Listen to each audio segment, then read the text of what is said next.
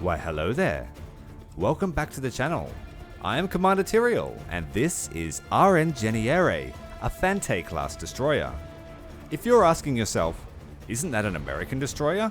Then you would be correct. The Fante class of destroyers consisted of 3 modernized Fletcher-class destroyers purchased from the United States Navy in the 1970s. These Tier 2 premium Italian destroyers absolutely print silver lions and are a force to be reckoned with at their battle rating. Best of all, for a limited time you can add one of these bad girls to your harbour for free. I'll tell you how later, so stay tuned. The Fletcher-class destroyers were designed in 1939 in the United States. Not satisfied with their preceding destroyer designs, the United States Navy used the lessons learned from the previous Porter and Summers classes to create a destroyer that proved exceedingly successful. The Fletchers were heavily armed with main dual-purpose battery of 5-inch guns and the ability to carry 10 torpedoes. They had a long range and were able to achieve speeds of 36.5 knots, all in a relatively small package of 2,500 tons. They became the workhorse destroyer for the USA in World War II, and their capability and capacity for upgrades led to the Fletcher class of destroyers serving into the 1970s. Many were sold to other nations. Several vessels of the Fletcher class underwent a major modernization effort in the 1950s, and this consisted of 2 basic conversions. Some were converted to a destroyer escort version that removed the torpedoes and most of the 5-inch guns to allow the equipping of various anti-submarine weapons. The other conversions simply modernized the armaments and sensors. These included the removal of torpedo tubes and significant improvement to the AA armament at the cost of 1 5-inch turret. Identifying a gap in their fleet capability in the early 1970s, Italy obtained some of these upgraded Fletchers from the United States. They bought 2 anti-submarine warfare versions, the former USS Walker and USS Taylor, and 1 of the standard destroyer upgrades, the USS Pritchett. At this point in their careers, these vessels were quite old and had seen decades of service throughout 3 wars. They were purchased as is, where is, and consequently proved to be in very poor condition. One of the ships was decommissioned and cannibalized for parts, and subsequently the 2 remaining vessels only served a few years before all 3 ships were struck from the Navy lists and scrapped by 1977. The USS Pritchett D555 saw extensive action during World War II, the Korean War and the Vietnam War before being sold to the Italian Navy, who renamed her Geniere. While her real-life service with Italy was rather quiet and unremarkable, in WarThunder the Geniere offers a drastic shift in playstyle. Unlike the other Italian destroyers that are restricted to support roles due to their slow reload, the Geniere features a suite of versatile cannons. Both of them are great against surface and aerial targets alike. This allows the ship to be a robust powerhouse for any Italian captain's lineup.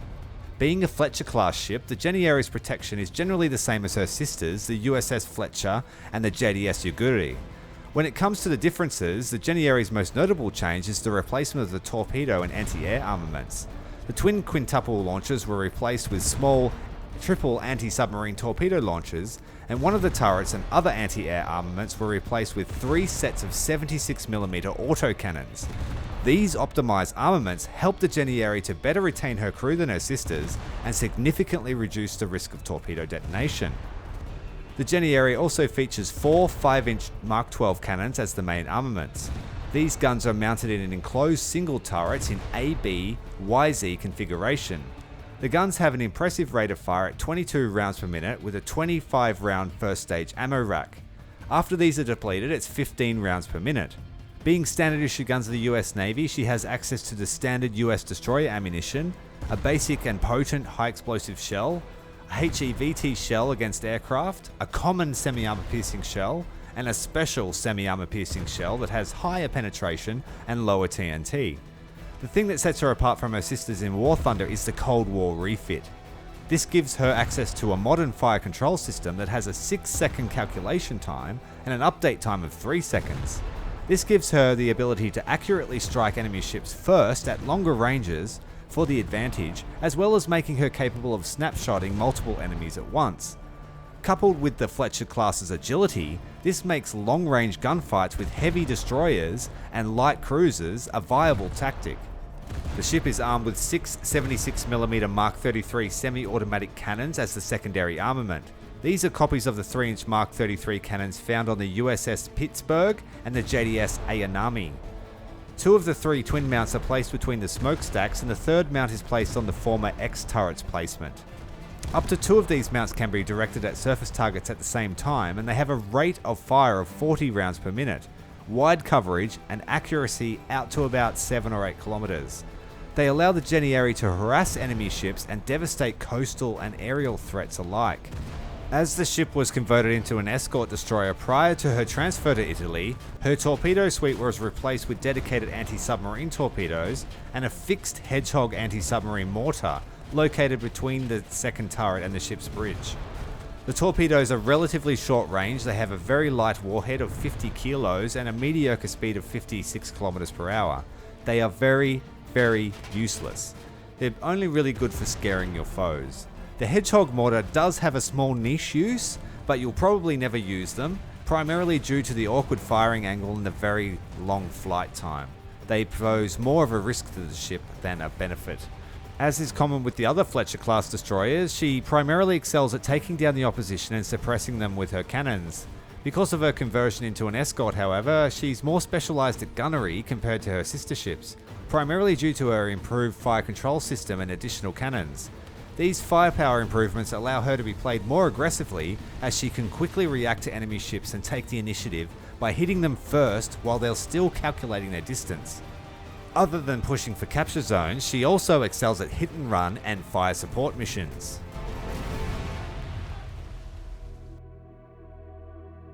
If you're watching this video at release, you can get the Geniere for free through this season of the Battle Pass, Royal Guard. I can't tell you how much she's worth. It's probably 3,000 to 3,200 war bonds, as I already owned the ship. But if you have the war bonds available or you have nothing to grind towards, this is an excellent ship to earn to grind the Silver Lions, and also finish the Italian destroyer line. For the remainder of the video, I'll leave you with some live gameplay footage that I recorded when I first bought the Geniere, and you'll see just how effective she can be. The game was a down tier, but she's just as capable in an up tier.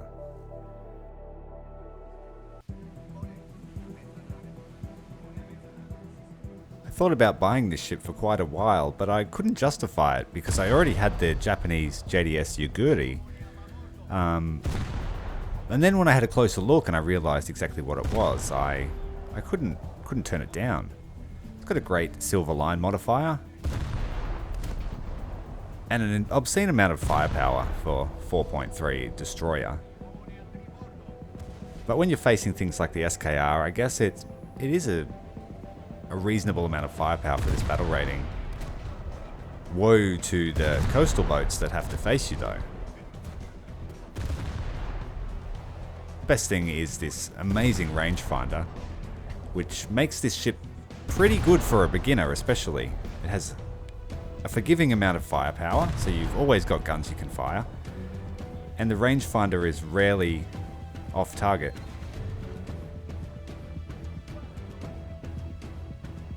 Just knowing where the center of mass of the enemy ship is extremely useful.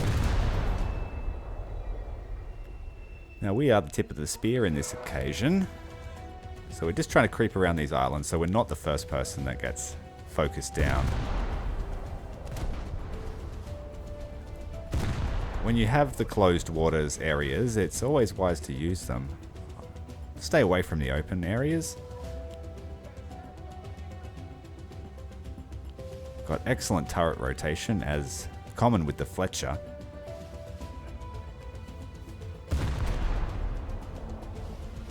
You just have to be really careful of the overheat on the 76mm guns. So we have our first solid sighting of an enemy warship. Looks like a Kerch.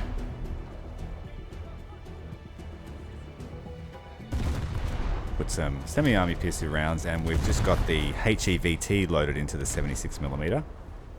We'll use that for primarily for air defense as well. I brought high explosive shells just for change of pace.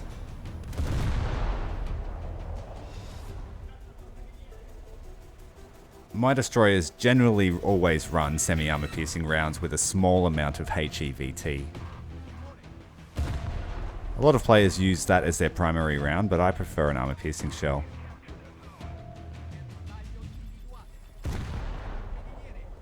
After playing Japan for so long, as soon as I got a semi-armor piercing round, I never looked back. Destroyed the boiler room on this Kirch. It's pretty placid gameplay at the moment. I'm hoping that once we get to the alpha point, we'll run into some more competition.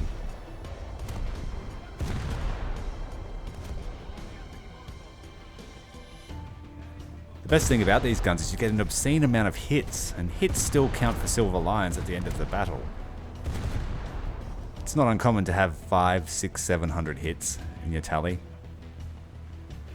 And they're also useful for keeping the damage consistent. So once a fire starts, you can keep it burning.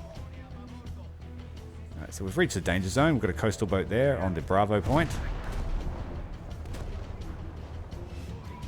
Fortunately for him, that rock protected him from our fire. So we'll come about, capture the alpha point, let everyone know he's there. It does look like it's an AI coastal boat, so he's not going to do anything smart.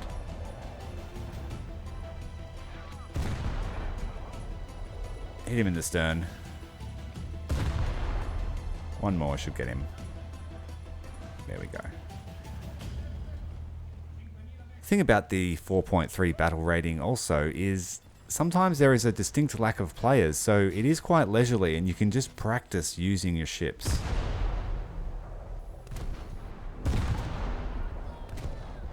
And although they don't give as much RP as a player ship, they can give just as much silver lions if you milk them and don't kill them straight away. Especially the AI cruisers and heavy destroyers. So still pretty placid. This may not be an eventful game after all.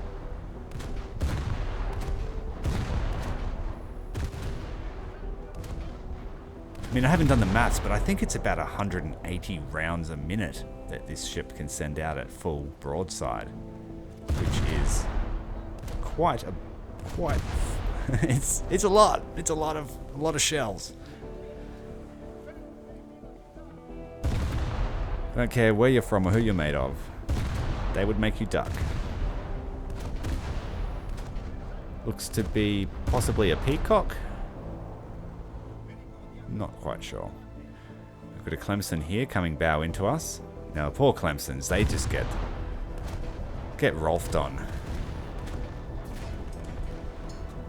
Luckily, you can spade those things pretty quickly and unlock your first ships in a matter of games. For everyone else at 4.3, they are just punching bags. Even the coastal boats can make a mess of them. Zone captured there, but we have an ally, so he stole most of the experience. He's coming bow into us, so we'll go into ripple fire, and then we'll activate the 76s as well. So, continuous fire. I mean, he's doing the right thing, as much as he can. But those small guns in the Clemson are just really, really not going to do much to us. Though that sandbar will do a lot. I'm going to be mindful that he doesn't lodge his torpedoes at us. The torpedoes on this ship are horrendous. I've had no luck hitting moving targets with them, even following the lead indicator. They seem to be mounted too high, I think, or if you've got a heavy turn, it throws off where they land. So we turn behind this Clemson, put some solid... Oh, we have an HMS Abdiel. He's turning towards us, so he's exposing that low ammo rack above the waterline. One shot should do it. And one shot it is. I only know that because I've made a video about the Abdiel, and a few times that happened to me as well. Though if you can get close with the Abdiel, it can be fun to curse your enemies with unlimited mines, or so it seems. Air target detected. This ship also has a search and track radar. So There's not much that can surprise you. You just got to stay alert. The only downside is there's no dedicated AA armament that can warn you, unless you play still with secondaries not controlled by the primary fire. I like to have control of the secondaries though at all times. So what else have we got coming here? Another Clemson.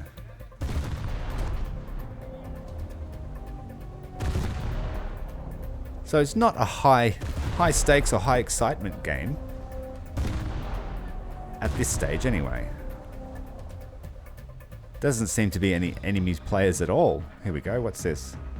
Grozny? See if we can get this guy with our 76 proxy fuse shells. Maximum lead, so he's still on the screen. I think it's about 80 degrees.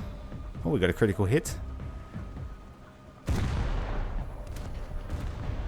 These things, I feel sorry for them. There was a very, very brief moment in time where it was a good ship. But that was before most of the destroyers were added.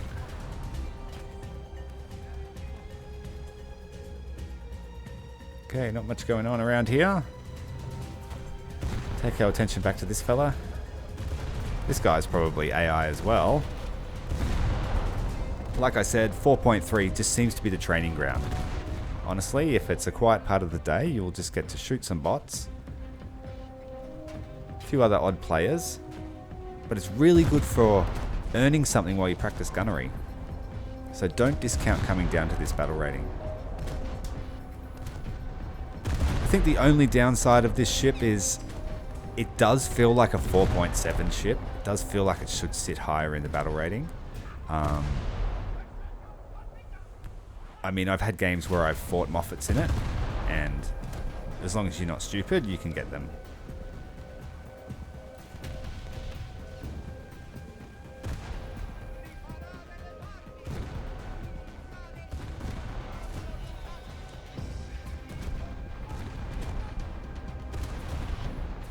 I mean, this game probably isn't going to illustrate too well just how powerful this ship is.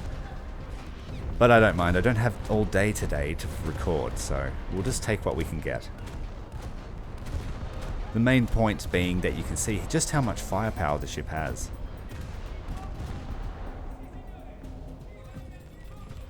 Gotta watch that sandbar. Hit it with the Clemson again.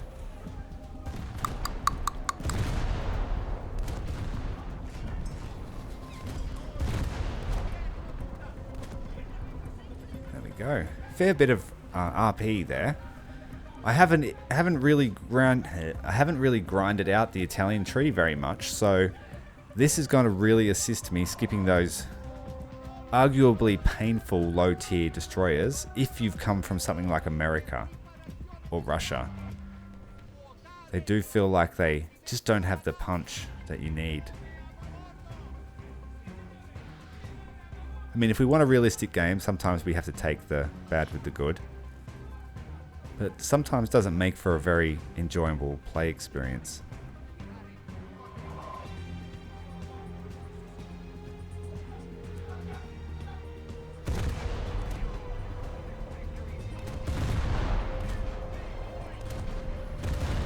Don't really need the rangefinder personally, but you can see how useful that would be.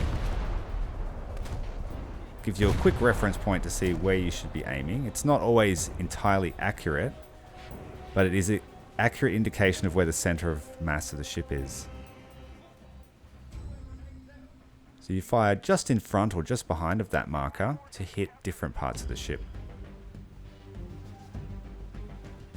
Mr. Clemson's coming back for round 2. I don't think we've even been... Oh, we have. We've taken a fair bit of damage, actually. But it feels like we haven't been in combat very much.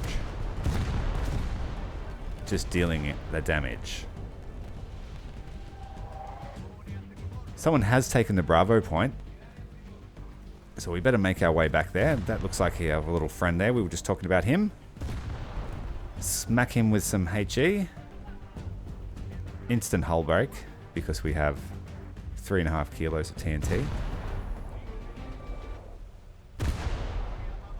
Well, these are resilient little boats, these ones, but this guy is just sitting here. Not doing a whole lot. So I'm even getting slight FPS stutter. That's been present for me since the last patch. I have been told that it is a VSync issue, and if I take off VSync it'll fix it. So I will try that at some stage. In the meantime, I do apologize for the stuttering.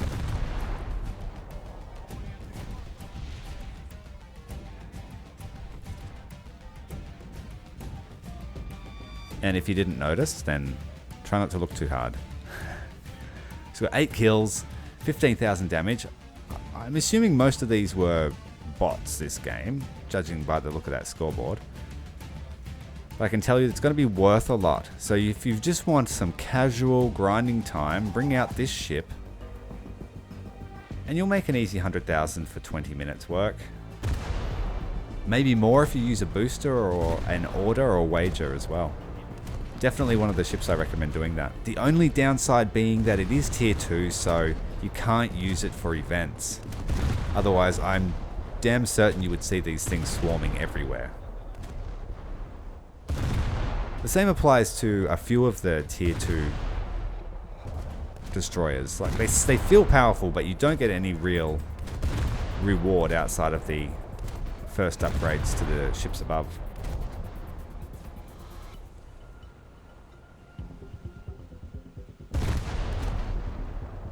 The fact that I can just sit here rambling for 10 minutes is probably a good indication of how casual the game can be in a down tier in this boat.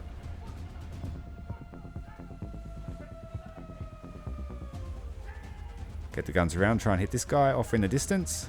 Can't quite tell what that is at that angle.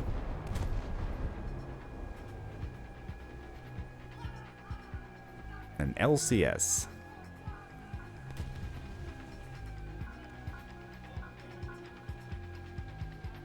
We've got some aircraft coming in. Looks like 2. Coming off the port bow.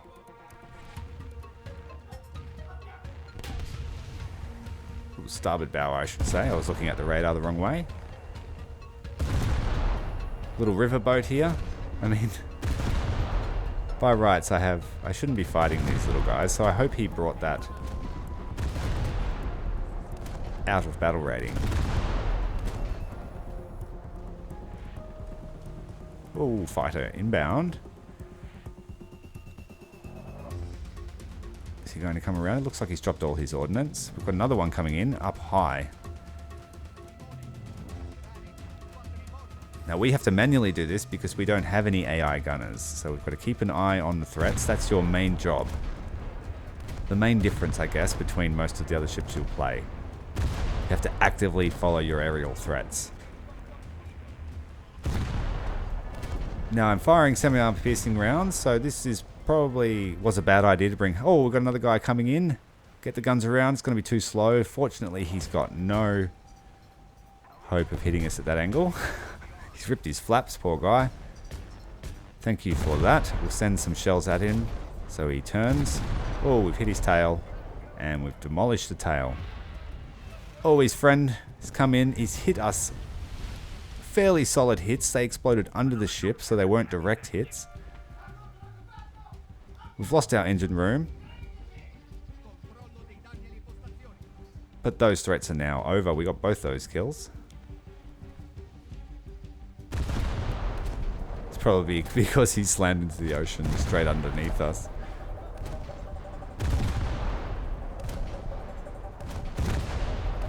I mean, these are almost like machine guns. You can just watch the stream of bullets.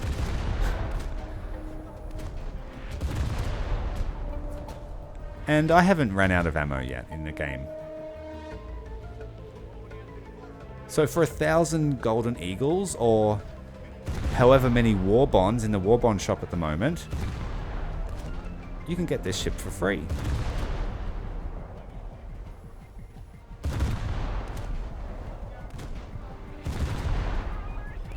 And you can just splat all of the coastal boats. Anyway, that was a super casual video. I hope you've enjoyed it. Let's have a look at the tally and see what we earned.